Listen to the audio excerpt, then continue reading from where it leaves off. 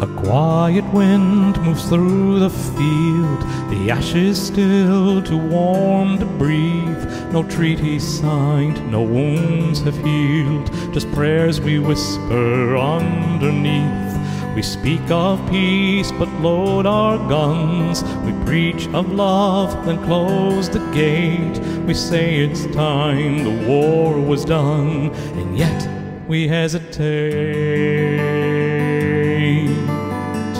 So teach us peace, not just the word,